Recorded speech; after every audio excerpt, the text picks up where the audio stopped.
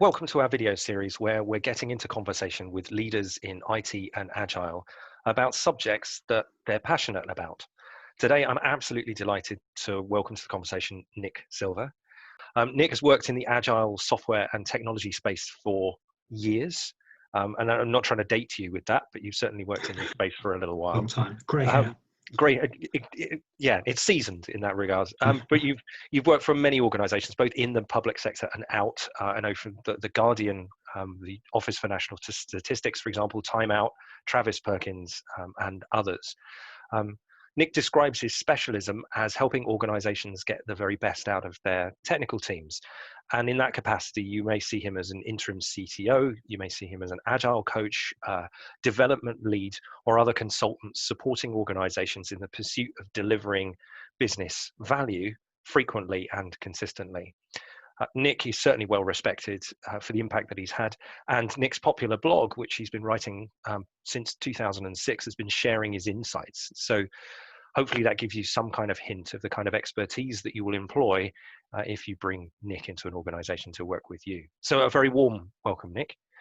Thanks, lovely to be here. Lovely to talk to you. Well, I'm in my office and you're in your office, but yes, great to be talking. I know it'd be nicer to be in the same space. It definitely would. Perhaps one day we'll do an encore to a different place. So the subject that we're talking about today, the thing that we wanted to talk about was measuring the intangible, which in itself sounds like quite a challenging topic to discuss. But let's open it up and see where it gets us to. Perhaps it'd be useful if you just describe what you mean by measuring the intangible and why that's important to you. Yeah, why is it important? I think is the interesting thing.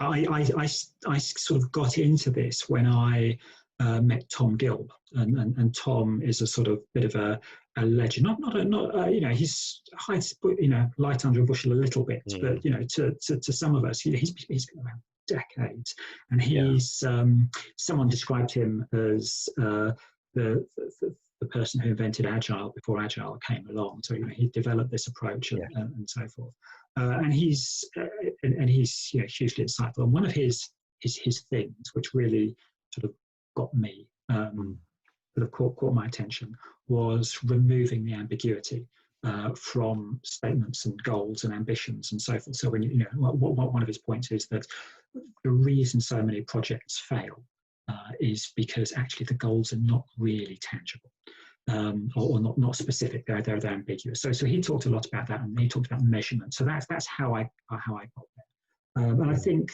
we've all I'm sure we've all worked on projects and programs where the outcome is actually quite tangible. It's to reduce costs in some way. That's a very sort of common one.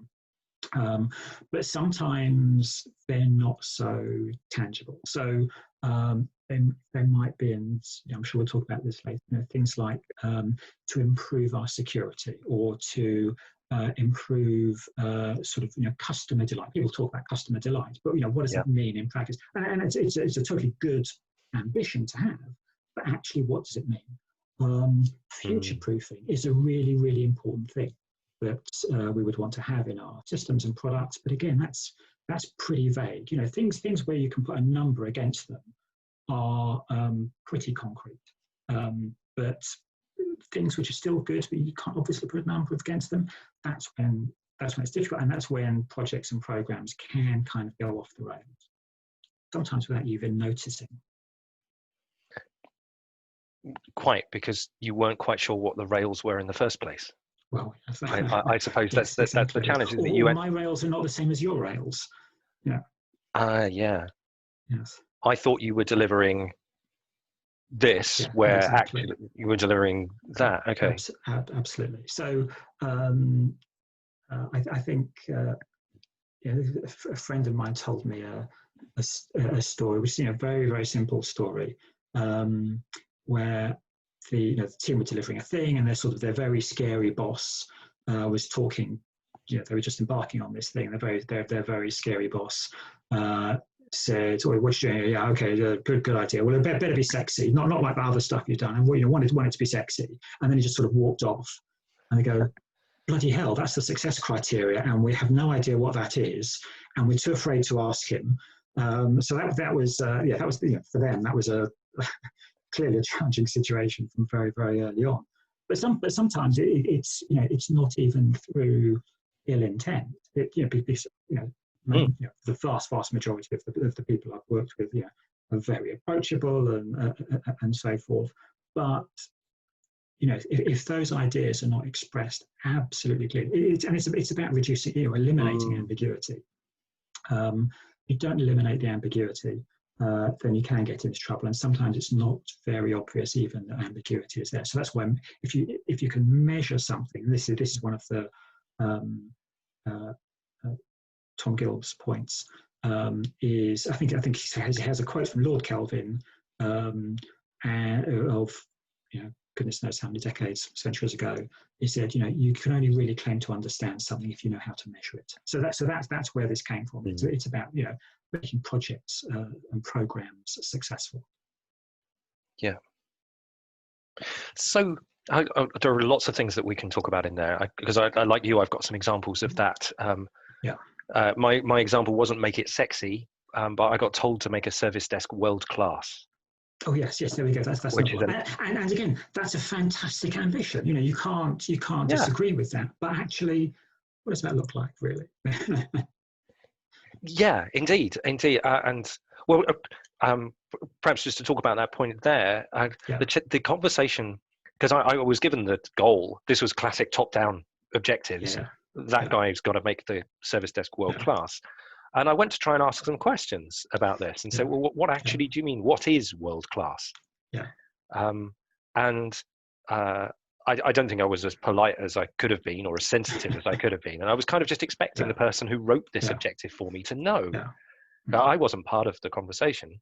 And I remember asking some questions about whether or not this actually made sense in the context of the company anyway. Was this really truly the outcome that we wanted? Because you're right, it sounded great on a boilerplate, but as far as something tangible, world class is really expensive. World class, and do you want to put your, do you want to really put all those resources to genuinely get world class? Yeah, is that genuinely the outcome that you're seeking? And perhaps we'll talk about that a little bit later if we have time. But around the what causes people to behave in the way, because there was definitely a great defensive response to my challenge. So how dare you ask me that? I just make it world class, go away and get back to you on all that. But just coming back to the title for a second, to the present, or to this conversation, was about measuring the intangible. So if I'm measuring, would you consider something like, is that a good definition of it? The make this thing sexy, make this thing world class. That's what you mean by that. Absolutely. I think it's all of that. I was so in preparation for this conversation, I was sort of thinking back to the sort of the really sort of good examples here where there's sort of a little sort of story behind them that I can talk about. And the ONS was one of those. I can name the ONS because I've spoken about this publicly before, and they're open about that. And actually, it's a fantastic story. It speaks well of them. One of the where I was working on a particular program, and one of the goals, not for the whole program, has to be said, but for a particular phase, 6-month phase of the program, was to enhance our reputation. Okay, and that was really, really important to the senior civil servants there. But reputation, what is that? I was working for another organisation where we were producing the next version of their product, and the goal was improved trust, our users' trust in the product. And again, really good and really valuable. But again, what exactly is trust? And another one was an organisation that's a payment distribution system they were working on, and it was quality and reliability, and they're a little bit more tangible, of course, quality and reliability, but still there are lots of dimensions to those things. And actually, although that organisation wasn't the ONS, when I was at the ONS, statistics a lot. They deal with quality of statistics. They have 6 dimensions of quality. For example, that's just for statistics. Never mind a IT system or something like that. But these are all absolutely. Anything that's not very obviously a number is, I think, intangible in that sense. Yeah. Okay. So I was just thinking about the reliability one. That's a space I've spent quite a lot of my time in. Yeah. And exactly, there are several different interpretations of reliability. Yes. You with a cloud type provider, for example, if you said, if you're talking about whether or not a platform is available, that's another one of those words.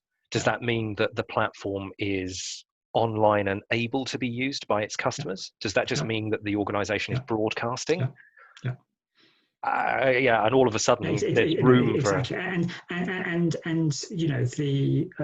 sort of the good news and the bad news, I would say, in all these things, is that you can't create a big catalogue of these things. Reliability. Let's open up the catalogue and look under R for reliability. That's that's the sort of tangible numeric definition of reliability or security or trust or whatever. You can't do that. So, but you can discover it specifically for any particular organisation at that particular time for that particular project. So I can't sit here and tell you what reliability meant for that particular cloud provider, for example, and actually probably no one in that organisation could, in general, even for the organisation, because it depends on the particular context, the particular thing we're talking about at that particular time. So there's a bit of work you need to do there, but on the other hand, you get something that is, the point about all of this is you get something very sort of specific there and actionable. I suppose that begins to open up the key, doesn't it? Because if we're in a completely, well, it's obvious, if you say you're not measuring something at all, then it doesn't matter what the teams do. But that very much means that you either don't deliver anything of any value to anybody in the first place because, we came to work and we had some fun. We delivered some great code or whatever it might be. You either so at worst you're dissatisfying a customer in the sense, or rather not satisfying a customer. But I suppose there's a huge waste element in this as well, where come back to making it sexy. We're going to spend a lot of time in the UI department, I presume. Making this thing look nice and doing various A/B testing and otherwise. Was that really the outcome in the first place? Yes. So if those are the ramifications, I suppose then, and this is where you were talking about discovery. So actually take that somewhat vague description of what the outcome might be and begin to another little bit of archaeology, I suppose, start to discover what it is that's underneath that and what really matters. And that sort of takes me on to my sort of second reference point, really. So the starting point for me, the sort of the understanding of the absolutely centrality of this to almost, probably not quite every, but almost every situation I've walked into is Tom Gilb and his work. And his work expands much more than that. But so Gilb.com is the sort of his place where he does his thing and has done for years, and books and so forth. But Tom doesn't actually tell you how to do it. He says you must do it, and it seems very easy to him when you hear his stories. But of course, you think, I'm not Tom. I need some instruction. So the author I discovered, who sort of is actually really helpful in sort of working with teams and so forth, is a guy called Douglas Hubbard. And he has written a book with the very attractive title of How to Measure Anything, which is setting the sights pretty high, really. But he pretty much does deliver on that, I would say. And it's a book, I have to say, it's a book I recommend to probably about half the people I meet. And very few of them actually buy it. One or two people have bought it. Well, one person bought the field book. Don't buy the field book, because that's the second thing. But How to Measure Anything is fabulous. And 80% of it, the second 80%, is maths and stats, which is not terribly difficult. Maths and stats is very useful and it's very practical. But to me, the magic was in the first 2 or 3 chapters, which is actually what are the principles these kinds of things. How do you measure something intangible? And that was, that's really, really, that was the sort of light bulb moment for me. I think, actually, yeah, I can do this. Sort of, the practical, the example that the sort of exercise, mental exercise I say to people is, okay, so you want your cloud system, whatever it is, to be reliable, more reliable. Okay, so imagine, I don't know how long this is going to take, 2 years, let's say, 2 years in the future. Okay, from this point on, where we are today, the universe splits. Okay, and in one branch of the universe, everything carries on just as it is now. Okay, and in the other universe, our system somehow has become much more reliable. Okay, now imagine you're a ghost and you walk through those two universes. Okay, exactly the same point, but it's split at this point. One system, one world is much more reliable, one is statistic. What are the differences that you see and hear between those two universes? Because there must be something tangible. There must be some tangible difference between these two worlds. Because if there's no tangible difference, then why are we even bothering? So, and that's the first crucial step. You think, oh yeah, actually, I wonder what would that look like? And so people start to talk about that there, and then you can start to flush things out. So that's I would say the first step there. And I don't know from your reliability thing, is there something that springs to mind for you or for your stakeholders? Do you think in that example? I mean, it's a bit unfair because we haven't got them here. And no. But that concept. So I'm doing a lot of work. The last couple of years, I've become quite a fan of, and doing a lot of work with OKRs. Because, and the reason I'm a fan of them is because if they're done right, they blend the let's make it sexy with some measures that you can actually use to see that you've got there. And I would encourage people, and actually I was in a session earlier today where I was encouraging people, not with that question exactly, but just a simplified version of that, just to simply say, stop talking about activity. We've discussed some problems, that's great, but talk to me about we're kind of the 1st of January. What do you, if all of this has been successful, if all of the stuff that's been, what are you sensing? What do you see? What do you feel? What are the conversations people are having? And then indeed, you can hopefully then see something in that, which is suddenly from this complaint becomes measurable. You've got to be slightly careful, or at least I find that it's certainly in OKRs that people still will measure something or find something measurable. What they measure is an activity rather than in itself an outcome. So perhaps we can get a little bit into that conversation. The difference between if I make 100 phone calls, my pipeline is going to expand, and measuring the number of phone calls I make as opposed to measuring my pipeline expansion. Is that something you've come across very often? People like measuring activity over outcomes. Absolutely. No, and I think that happens. I think that happens probably a little bit more with OKRs, because that's one of those things where you have this hierarchical structure. You have this big grand goal, and that means your goal is this, or your results here, your results are here, and you sort of break it down, and you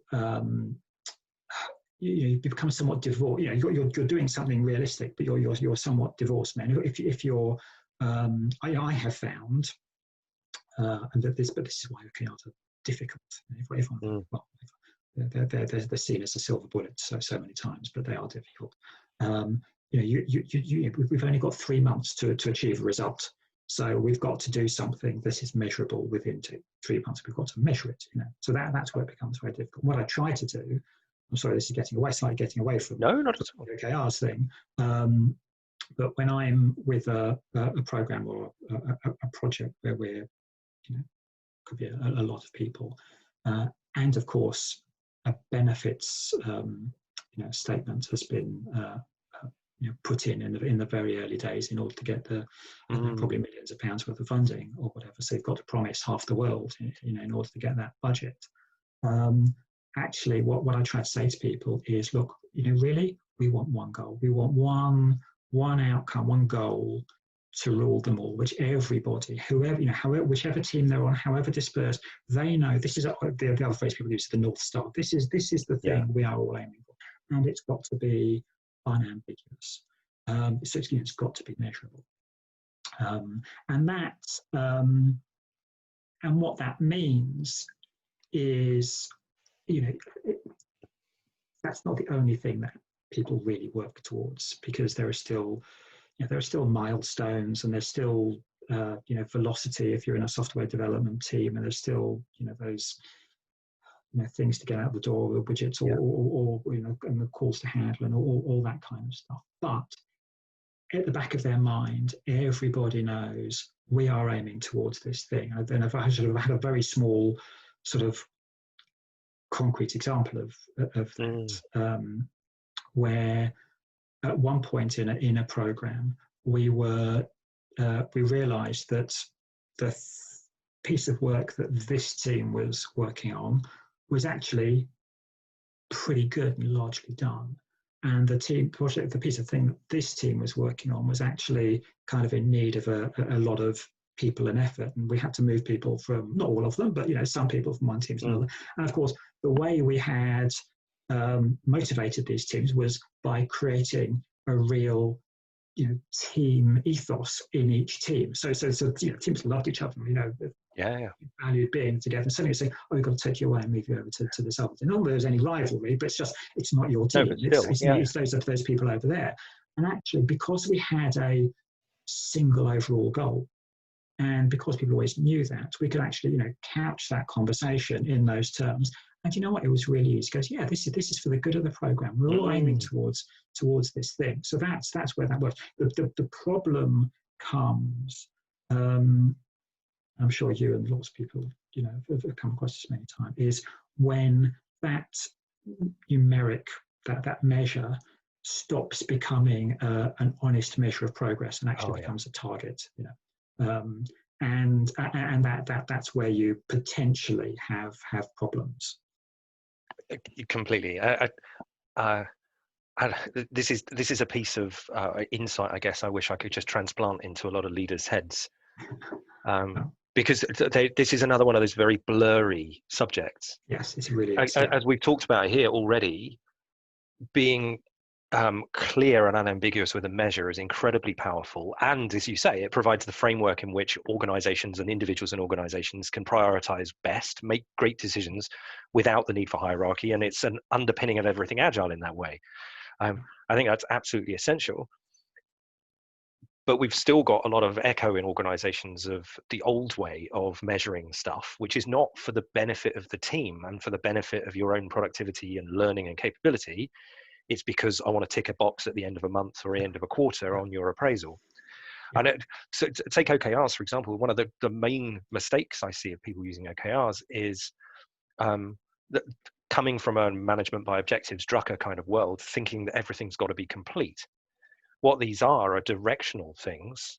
And hopefully the expectation is not that you hit 100%. If you hit 100% of them, they weren't hard enough. Because this is all about direction, not about completion. If it's about completion and my appraisal result is based on this, I'm going to sandbag. I'm going to make my objective easy. I'll make 10 phone calls a week because that's so hard. And then I'll deliver 11 and get my bonus. You Google and all of the others that do this properly divorce all of the performance management stuff, all of the human pay, and all of that's completely separate from the goals and the measures and the objectives. I guess that's exactly the same reason why velocity should stay within a team and is not something that goes up on a wall for people to compare teams to each other, because it's their measure. It's nobody else's. It's their measure of or their measure of pace and so on, so that they can get to something sustainable for themselves. Yes, it's absolutely. If you're right, if it's say an honest sort of measure of progress, but also a tool to genuinely improve, which hopefully velocity is, and so on, then that's great. But as soon as you sort of start meting out reward and punishment in whatever hard or soft way that might be, then then it goes wrong. Yeah, exactly. I was interested in that point about measures and targets. So in the if we stick with the OKR world for a second, I would encourage someone to say, so you've got your sexy objective, whatever that is. The key results is actually what matters in here, because that's the tangible way you'll know you've done it, or that you'll say you've done it. So in there, you do find lots of metric targets. It's not about maintaining a KPI or anything. These are all about driving numbers, whether it be availability, revenue, kind of satisfaction, you name it. It's all about deriving that number. So they are targets. What was the concern you had, or what was you talked earlier about making sure that, or trying to make sure that measures aren't targets. What did you mean by that? Was that about it being a human target was the problem, or the fact? So the problem with having things as targets, so where there's a reward and punishment, is people will game the system. Exactly. Yeah, right. Okay. That's what I mean. Yes. Sorry. Yes. No. I was just being clear, because I think, and this is the knife edge that you're on, a really ambitious, aggressive target to transform something could make an organization or a team absolutely fly. But as soon as you anchor that with humans and say your job depends on you hitting this, okay.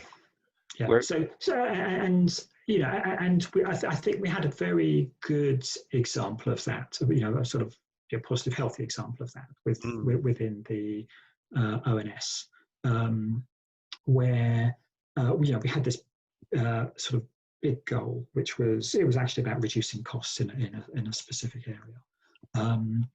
And that was tangible, and people understood it, and so forth, and it was important. And the way we would do that was by putting paper surveys, or they were paper at the time, online. And every survey is different and complicated in its own unique way. So it wasn't a sort of trivial topic at all. And so for a particular period, there was this goal of we need to put 6 surveys online by this particular date. And that was that was the target, and that was stated to very a claim that we will have this thing by this particular date, and senior stakeholders knew it, and so there was a lot riding. There's a lot of sort of reputation, so forth. But that sort of motivated people in a positive way. And actually, people knew that, or I think everybody knew, but certain key people remembered that we're not doing this to put surveys online. We're doing this to meet this tangible goal of reducing costs. And I was speaking to one of the product managers there, who was right at the centre of this milestone and this big thing called put 6 surveys online and so forth. And I was just, she's at the pointy end of it. She was getting all the pressure. And I said, how's it going? And she said, it's really tough. I think it's not certain, but I think we're in quite a good place. Good. And then he said to me, it's a funny thing. If I didn't know that the reason we were putting these surveys online was to reduce costs, I would have arranged my backlog and prioritized my backlog completely differently, which was a real shock to me. So, she could have done it. She could have done it in a different way, and actually not achieved the overall goal of this. But so in some sense, it was a healthy target because we were really motivated for it. It happened. Nice. But the point was not that. The point was the bigger, longer term goal, which was taxpayer savings and so forth, which was the important thing. Quite. So I smiled just because of it. It made me think of the conversations that I have around people, say, implementing Scrum, and that being the target. Which, yes. What are you doing in this program? We're making our organization agile. No. Let's. Well, that may be a byproduct, even if that's a thing in itself, and that's not. How long can we talk? But there's a reason you're doing it. Exactly. There's something behind it. There's a value somewhere, whether it be to do with your pace, to do with your customer engagement, alignment, fitness of product. Ugh. That's why you're doing it. Yeah. And but again, it's easier, isn't it, to measure the input measures.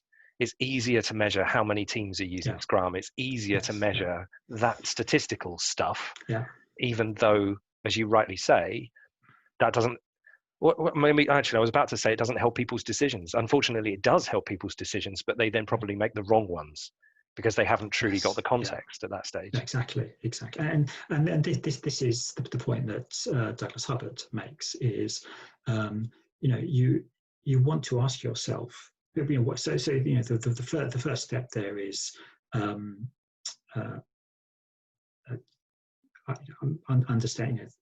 understand what the tangible difference is. And one of the other steps is to understand, what you want to achieve. What decision, he says, so what decision do you want to impact with it? So often he's talking about a sort of a buying decision or a selection. Decision, should we go for this product or that product? Which is going to be millions and millions of pounds. So it's important we get it right. But I find it also useful just in terms of programs that are running. And again, the question is, why do you want to know these things? What kind of decisions is it going to influence? And for most of the time, it's, well, we always want to go down this path or that path in our program. Should we develop this major piece of functionality or that major piece of functionality, because we can't do both? And so it's about helping those conversations, about helping those decisions. And again, I keep going back to the ONS, but it's just they were so great at this, where we would sit in sort of delivery board meetings, and these big questions would come up. We're now at coming up to the end of this phase, and we have to think about the next phase, and there are two big directions we could go down, but only one. We can't go down. We can't do both. And there were these big debates around the table, and Jason, who was the program director, was sort of sit there while all the very smart people had this conversation, and they sort of talked themselves out and weigh out, having weighed up all these things, and then just turn to him and say, Jason, I think what this really comes down to is, why are we doing this? And then he sort of repeat the line, which is, this is our measurable goal, and everyone go, oh yeah. Oh, in that case, it's that one. And that was it. It was just so clear. But the really interesting thing I found in all of this is, and I sort of hesitate to say this, but I kind of think it's valuable. There's a difference between knowing what the metric is, okay, whether it's reducing cost or saving time or whatever, knowing what the metric is on the one hand, and actually measuring it on the other hand. Okay, those are two different things. And I have found that 80% of the time, you don't actually need to do the measurement. All you need to know is have a really clear idea of what your goal is. So clear, you can explain it numerically. You can measure it, or you know what the measure is. And most of the time, people intuitively know which of two options delivers that particular thing, and you don't actually need to go through the trouble of that kind of thing. And when you do go to the trouble of measuring it, and this is one of Douglas Hubbard's point, is you don't need the answer to 6 decimal places. All you need to do is have enough confidence to make the decision, which is probably not totally understanding what you need. It's just you need just enough information to be able to move forward. And that might be, an investigation of a couple of days or something, rather than a, 3-month detailed consultation thing. Quite, which could then actually start getting people to be very precious about the measurement that they've just created. We've maybe even made a job for somebody here to measure this particular thing. Exactly. Yes. And we get there. I'm going to misquote it, certainly, because I haven't got it here, but there's a Jeff Bezos Amazon thing in here about him making a very high number of decisions with less than 70% of the information available. Right. and being very happy with that. Or, I mean, the statistics don't matter, but it's exactly on it's on the other point, which is, if you worried so much about collecting the data, it's probably too late now anyway. You've missed Yes, the opportunity absolutely. to make the right decision at the time. Exactly. Yes. And that comes on to the whole point about Agile, which is actually you've got to deliver frequently, and that gives you frequent checkpoints and feedback loops and so on and so forth. So it's that, because I hadn't quite thought about it in that way, almost like using the measurement as a heuristic to help people in their day. Because the question I was going to ask, or the last area perhaps we've got time to get into, was around sometimes the thing that we want to measure is incredibly difficult to actually measure. Yes. Oh yeah, absolutely. Yes. And yes. So it is. I'm sure. I think that's absolutely true. Okay. But you have to know. Again, why do we want to measure this thing? What decision are we influencing? And then you need to know. You need just enough information to be able to move forward. So. One of the I can't remember the statistical experiment that Douglas Hubbard uses. But he talks about sort of commuting distances, and you're trying to make a decision about where to move an office or something like that. And you've got 100,000 people in your company directory, and how are you going to find out where everybody lives? And actually, he says, you could randomly pick 5 people, find out where they live, and that actually gives you some sort of 90% confidence that they live in admittedly a very wide zone, okay, but it's not the whole world. It's and it might be just enough. Just 5 data points might be able to help help you move forward. And certainly, when I was with the organisation that they produce these reports for people to use in their work, and the issue is trust. That's the thing they wanted to produce to improve. And you're right. They've got probably hundreds of users of these kinds of things whose time is extremely limited. And they produced, I think it was 3 mock-ups, and ran a couple of focus groups with trying to think 5 or 6 people in each one, and just got feedback from what about this, how would this help you, what would you do about that, in a real practical sense. And considering at the beginning of the process they had 0 impact, information, and now they've got 15 or 20 stakeholder accounts, user accounts. That's really, really informative. And they've only got 3 options anyway, roughly speaking. You can sort of combine them, but actually that was a really strong indicator of which way we need to go in, and that's fine. Quite, and that also gives you that almost immeasurably, wrong choice of word, but that dramatically increases the fidelity of decisions, because you've got some data to work with now rather than any. But it would mean that fairly soon after that, after you started to deliver and so on, make progress, you've then got more to show, more to talk, and it's exactly, encourages the conversation.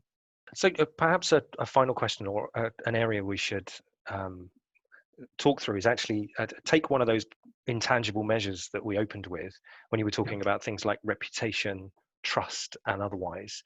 And can you talk through a little bit of the fidelity or the preciseness, let's say, that you managed to get into those measures? I think I think the trust one is probably a little bit easier to talk about. We talk about reputation as well, but yes. So at least at least make it tangible, perhaps. So people talked about trust. We want people to trust our product. We want users to trust. And that's great, and everyone sort of believes in that. But is my belief the same as your belief? Who knows? Is it the same as is my belief the same as the chief executive's belief? That's really important. And so we didn't. This wasn't a very big exercise, but we got sort of a sort of relatively small team. I think it was about half a dozen people together, and just to come up with some candidate ideas of what do we think trust really is in measurable terms. What would it be? And we did that thing, where okay, the universe has got to split in two directions. On the one hand, we've got the product as it is today. On the other hand, we've got a revamped product. It looks like a revamped product where actually people really, really trust it. You walk through those two universes. What do you, what do you see, and so forth. So, and it took probably about an hour and a half of sort of coming up with lots of random ideas and crossing them out and so forth. But what it came down to was actually a couple of things expressed in, I think, three different ways, in combinations of three different ways. And basically it was about time. That's what it was in the end. It was about time, because we thought that if the team of experts who are building the product and responsible for the product said, well, if our users really trust our product, then they will spend less time using the product, and what they often did was dig behind the data in it. Because a lot of what would happen is the users would pick up the product, look at all the data in the product. Oh, that's really interesting. I think I'll do some extra research of my own to find out what's behind this little graph or this table here. And then they spend a day reading this report, which is nice that people spend that much time with it. But actually, the team that produced the report goes, no, this should be self-evident. You shouldn't have to dig behind it. The stuff we're telling you should be clear.